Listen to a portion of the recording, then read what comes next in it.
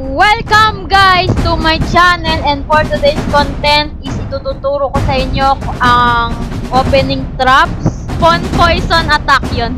Poison pawn attack yun. Pawn poison attack. Ano nga ba yan? So umpisahan na po natin. No? Ito ay opening traps. So mananalo ang black, no? Pag tinira ng white yan, ito titira niya.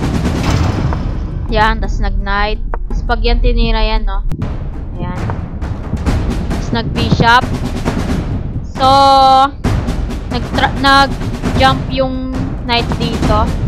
So, makikita ninyo, itong pawn is, dyan na yung poison pawn. So, pag kinain to, best move ng black dyan, ito. So, pag nagkamali yung puti dyan, kinain niya to. Double, diba? Double. So, napakahina ng analysis ng ano niya, ng level niya. So, ang gagawin ng queen is capture niya to.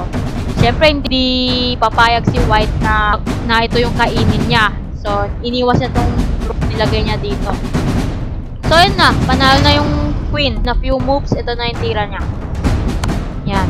1. So, hindi mo pwedeng ilagay dito kasi makakain ng knight. So, lalagay lang niya ng bishop. Then, nalo na yung ating black. So, kung bago ka lang, mag-subscribe ka na dito sa channel na to and click mo na rin ang notification bell para ma-update ka sa mga susunod kong video. Bye-bye!